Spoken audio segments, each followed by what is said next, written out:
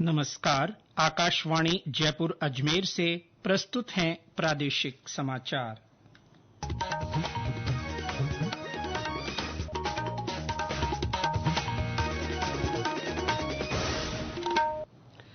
मुख्य समाचार। राष्ट्रपति द्रौपदी मुर्मू ने सशस्त्र बलों, केंद्रीय सशस्त्र पुलिस बल और राज्य तथा केंद्र शासित प्रदेश के पुलिस कर्मियों को वीरता पुरस्कार प्रदान किए। सरकार ने दिव्यांगजनों के लिए केंद्र सरकार के आवास आवंटन में 4% के आरक्षण की घोषणा की। केंद्र सरकार इस साल देश भर में 13 नई पेशेवर खेल लीग बनाएगी। इनमें योग, साइकिलिंग, बास्केटबॉल, तीरंदाजी और मुक्केबाजी शामिल। और प्रदेश में प्रचंड गर्मी और लू से जनजीवन प्रभावित। 5 शहरों में दिन का तापमान 46 डिग्री के पार दर्ज किया गया।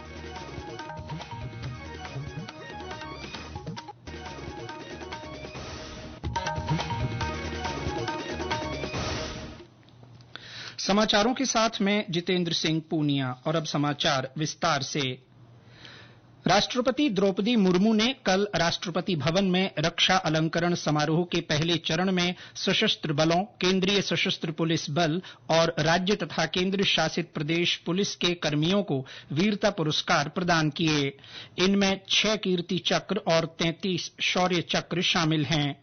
वीरता पुरस्कार कर्मियों को कर्तव्य के दौरान अदम्य साहस और अद्वितीय बहादुरी के लिए दिए गए।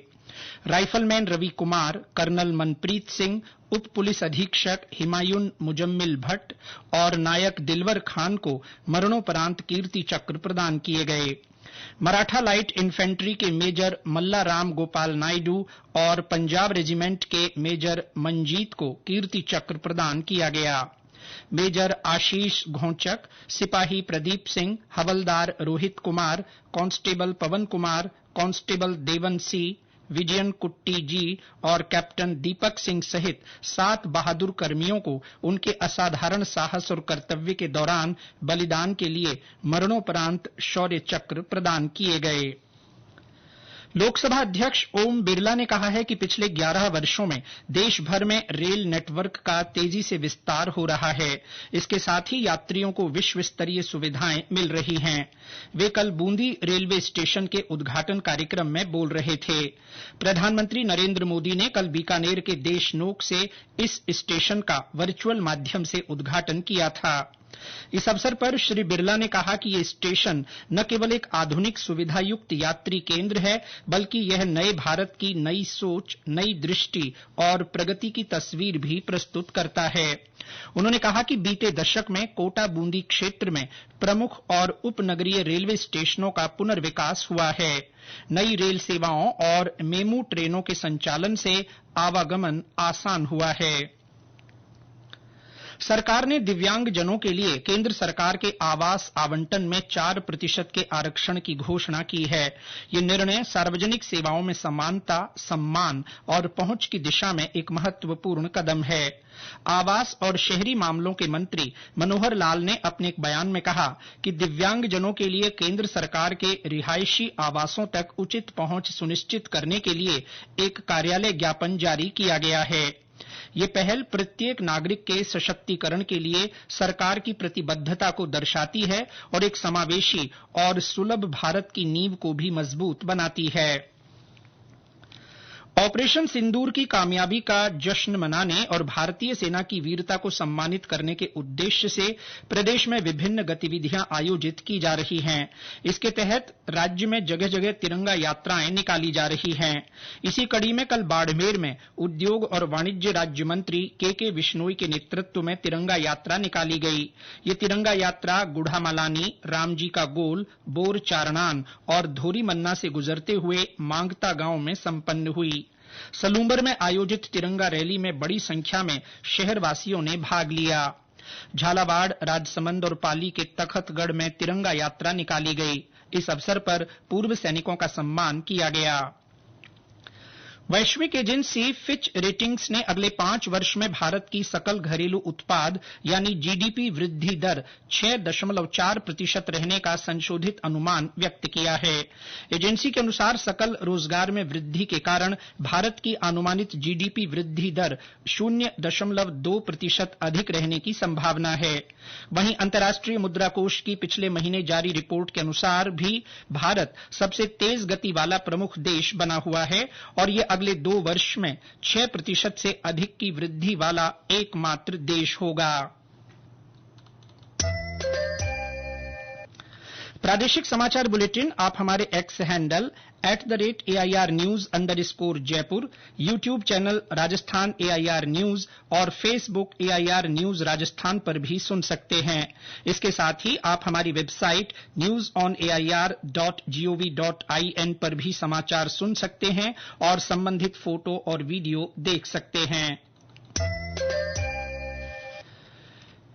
केंद्रीय खेल मंत्री मनसुख मांडविया ने कहा है कि केंद्र सरकार इस साल देश भर में 13 नई पेशेवर खेल लीग बनाएगी। इन खेलों में योग, साइकिलिंग, बास्केटबॉल, तीरंदाजी और मुक्केबाजी शामिल हैं। नई दिल्ली में भारतीय खेल प्राधिकरण मुख्यालय में मीडिया को जानकारी देते हुए केंद्रीय खेल मंत्री ने देश में खेल पारिस्थितिकी तंत्र को मजबूत करने के लिए राष्ट्रीय खेल महासंघों के लिए संशोधित अनुदान की भी घोषणा की। इसके अनुसार उच्च प्राथमिकता वाले खेलों में राष्ट्रीय चैंपियनशिप के लिए अनुदान 51 लाख रुपए से बढ़ाकर 90 लाख रुपए हो गया है, जबकि प्राथमिकता वाले खेलों को 75 लाख रुपए मिलेंगे। डॉक्टर मांडविया ने नमो फिट इंडिया साइकिलिंग क्लब के 300 से अधिक साइकिल चालन क्लब के साथ भी कल वर्चुअल बैठक की। सोशल मीडिया पोस्ट में उन्होंने कहा कि बैठक के दौरान समाज में साइकिलिंग को लोकप्रिय करने के प्रयासों पर चर्चा हुई ताकि फिट इंडिया और विकसित भारत की अवधारणा को साकार किया जा सके। जन स्वास्थ्य और अभियांत्रिकी मंत्री कन्हैयालाल चौधरी ने कहा है कि राज्य सरकार हर घर तक स्वच्छ और निर्बाध पेयजल आपूर्ति के लिए कृत संकल्पित है। वे कल भरतपुर कलेक्ट्रेट सभागार में पेयजल विभाग के अधिकारियों के साथ पेयजल आपूर्ति और पेयजल परियोजनाओं की प्रगति की समीक्षा कर रहे थे। उन्होंने कहा कि सरकार ने पेयजल व्यवस्था मजबूत करने के लिए बजट में विशेष प्रावधान किया है। इसलिए विभाग के अधिकारी जहां भी जरूरत हो वहां हैंडपंप, सिंगल फेस या 3 फेस का ट्यूबवेल लगाकर आम जन को स्वच्छ पेयजल आपूर्ति करें। बैठक में उन्होंने पेयजल परियोजनाओं को गति देते हुए गुणवत्ता के साथ निर्धारित समय में पूरा करने के निर्देश दिए। साथ ही शहरों की बढ़ती आबादी और ग्रामीण क्षेत्रों में भविष्य के विस्तार को देखते हुए पेयजल आपूर्ति का प्लान तैयार करने को कहा। प्रदेश में प्रचंड गर्मी और लू से जनजीवन प्रभावित है। दिन और रात के तापमान में लगातार बढ़ोतरी दर्ज की जा रही है। ज्यादातर स्थानों पर पारा 42 से 44 डिग्री सेल्सियस के बीच बना हुआ है। मौसम विभाग के अनुसार पिछले 24 घंटों में राज्य के 5 शहरों का दिन का तापमान 46 डिग्री के पार दर्ज किया गया। 47.3 डिग्री सेल्सियस के साथ श्रीगंगानगर सबसे गर्म स्थान रहा। वहीं 32 डिग्री सेल्सियस के साथ फलौदी में सबसे उष्ण रात दर्ज की गई। चूरू में भी तापमान 46 डिग्री सेल्सियस के पार दर्ज किया गया है। हमारे संवाददाता ने बताया कि वहां लोग गर्मी से बचने के लिए विभिन्न जतन कर रहे हैं।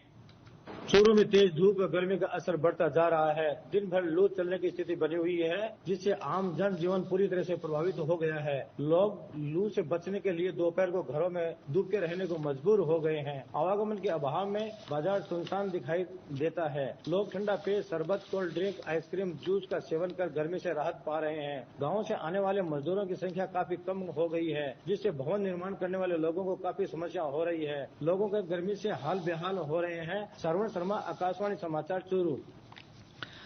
उधर जैसलमेर में कड़ी धूप के बीच भी भारत पाक सरहद पर बीएसएफ के जवान मुस्तैदी से देश की सुरक्षा में जुटे हैं। हालांकि तीखी धूप और लू के कारण बाजारों के साथ ही पर्यटन स्थल भी सूने नजर आ रहे हैं। जैसलमेर में तीखी धूप व उमस से हाल बेहाल है। सवेरे से ही सूर्य देवता के तेवर तीखी हो जाते हैं और दोपहर में आसमान से अंगारे बरसाती गर्मी के चलते बाजार सूने हो जाते हैं। भीषण गर्मी के चलते स्वर्णनगरी के पर्यटन स्थल पर सन्नाटा पसरा नजर आ रहा है। वहीं अंगारे बरसाती गर्मी के बावजूद राष्ट्र की सुरक्षा में जुटे जवानों के हौसले बुलंद है। अत्यधिक गर्मी के चलते चिकित्सा एवं स्वास्थ्य विभाग ने आमजन से विशेष एहतियात बरतने की अपील की है। मुख्य पक्षियों के लिए विभिन्न संस्थाओं द्वारा परिंदा अभियान चलाया जा रहा है। मनीष व्यास, आकाशवाणी समाचार, जैसलमेर। और अंत में मुख्य समाचार एक बार फिर। राष्ट्रपति द्रौपदी मुर्मू ने सशस्त्र बलों, केंद्रीय सशस्त्र पुलिस बल और राज्य तथा केंद्र शासित प्रदेश के पुलिस कर्मियों को वीरता पुरस्कार प्रदान किए। सरकार ने दिव्यांगजनों के लिए केंद्र सरकार के आवास आवंटन में 4% के आरक्षण की घोषणा की। केंद्र सरकार इस साल देश भर में 13 नई पेशेवर खेल लीग बनाएगी। इनमें योग, साइकिलिंग, बास्केटबॉल, तीरंदाजी और मुक्केबाजी शामिल। और प्रदेश में प्रचंड गर्मी और लू से जनजीवन प्रभावित। 5 शहरों में दिन का तापमान 46 डिग्री के पार दर्ज किया गया। इसके साथ ही प्रादेशिक समाचार बुलेटिन समाप्त हुआ। हमारा अगला बुलेटिन दोपहर 1 बजे प्रसारित होगा। नमस्कार।